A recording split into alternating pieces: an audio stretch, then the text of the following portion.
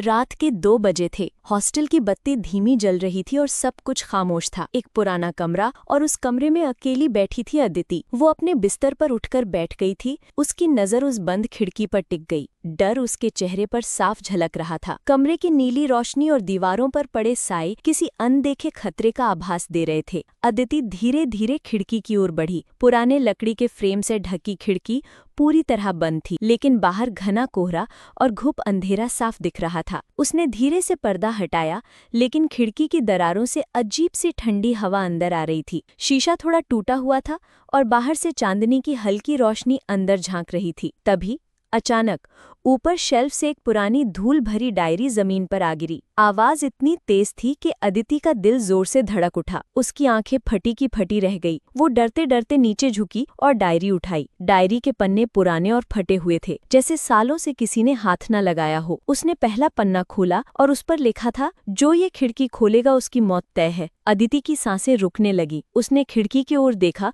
जो अब और भी ज्यादा डरावनी लगने लगी थी। अचानक पूरे हॉस्टल की बत्तियां गुल हो गईं। चारों ओर अंधेरा छा गया। बस एक इमरजेंसी लाइट की लाल रोशनी जल रही थी। अदिति हाथ में एक पुराना टॉर्च लिए गलियारे में निकली, लेकिन हवा अब भी भारी थी, जैसे कुछ पास ही मौजूद हो। कोहरे के बीच हॉस्टल के एक कोने में कोई हलचल सी हुई। अदिति ने ध्यान से देखा। एक धुंधली परछाई धीरे धीरे उसके सामने आकार लेने लगी। एक लड़की की आकृति, लंबे बाल, चमकती आंखें और एकदम सन्नाटा। अदिति वहीं जम सी गई। वो परछाई अब पूरी तरह उसके सामने थी। एक डरावनी लड़की पुराने फटे कपड़े पहने, आंखों में अजीब सी रोशनी लिए उसे घूर रही थी। अदिति की चीख तक गले में अटक गई। सुबह की रोशनी कमरे में हल्के हल्के दाखिल हो रही थी। अदिति का बिस्तर बिखरा पड़ा था। डायरी खुली हुई थी, लेकिन कमरे में कोई नहीं था। खिड़की अब भी बंद थी और हवा में सन्नाटा था, बहुत गहरा। बाहर हॉस्टल की वार्डन और एक पुलिस अफसर खड़े थे। कमरे का दरवाजा अंदर से बंद था। वो बार बार खटखटा रहे थे, लेकिन अंदर कोई जवाब नहीं आ रहा था। दोनों के चेहरों पर चिंता थी